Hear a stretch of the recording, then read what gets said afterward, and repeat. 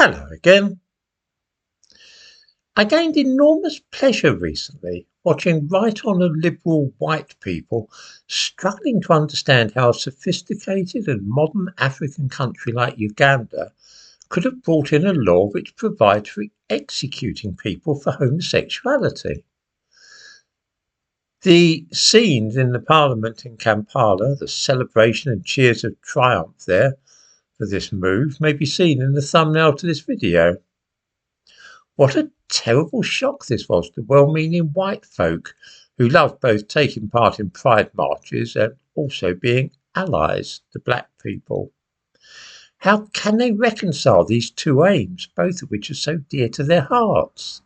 How could black people let them down so cruelly? When it comes to the relationships between various ethnic groups in Britain, there is a great paradox which is seldom pointed out or spoken of. This is that the people who are most vociferous and vocal in their support for the rights of black people and asylum seekers seldom actually have all that much to do with either group. There is a reason for this, of course, and it relates to social class. It is the bourgeoisie, the fairly well-to-do middle class, who are most enthusiastic about anti-racism and support for refugees and asylum seekers. This has always been the case, of course. Left-wing radicals and progressives usually spring from the middle classes rather than the proletariat. Very often, working class people are too busy earning a living to have much time to spare for abstract political ideas.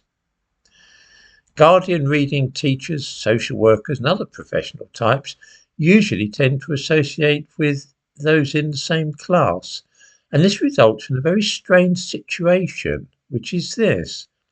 In Britain, the middle class is almost entirely white. This means that by and large, belonging to the middle class means that you will socialise with and visit the homes of other people belonging to that stratum of society who will also usually be white. In turn, this means that many of the most militant white liberals have never actually been in the home of a working class black family. They may know a few professional people who are black, fellow solicitors, say, or teachers, but they have absolutely no dealings with ordinary working class black people, other than when they say a kindly word to cleaners or shop assistants.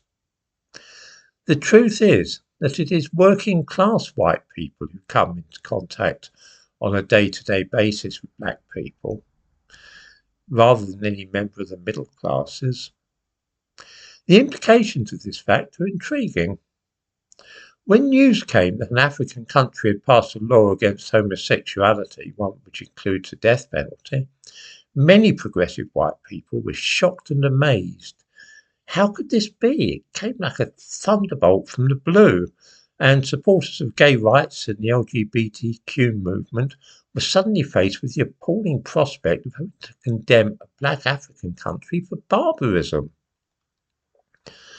This move, though, hardly came as a surprise to many working class people, those who knock around every day with black people in kitchens or shops, warehouses, factories, or working for the transport system.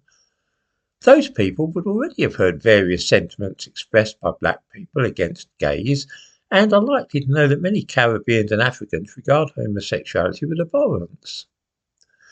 Far from being surprised to hear about the action of the Ugandan parliament, they are likely to simply accept it as par for the course for many black folk.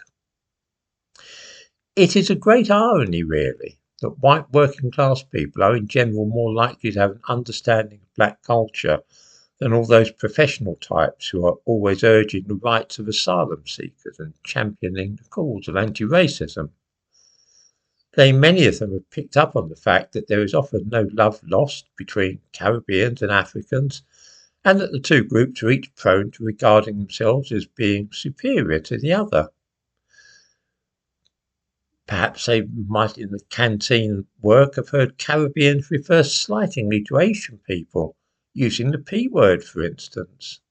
After all, if you're working in a warehouse or dispatch centre for Amazon, you're likely to have spent a lunchtime with black people and actually heard them speaking freely about such things. The result of all this is that a lot of white middle-class professionals have what you might describe as an idealized view of black people. They are an abstraction rather than a real thing. If you're an architect or barrister, an engineer or vet, you're not likely to come across many black people among your colleagues. Your ideas about them will be drawn from what you read rather than from actually talking to such people. I am, of course, talking here in general terms, and there will be many exceptions to this state of affairs. It remains the case, though, that a manual worker in a factory or warehouse is far more likely to spend his day in the company of actual black people than is the middle-class professional. The next time one meets a member of the bourgeoisie who is an ardent anti-racist and who self-identifies as an ally of black people, it is worth asking if he or she has ever actually been in the home of a working-class black family. This is why quite a few Guardian readers felt slightly upset and betrayed when they saw the Ugandans taking such an unashamedly anti-gay stance the other day. They felt betrayed and they couldn't understand how such a thing was possible.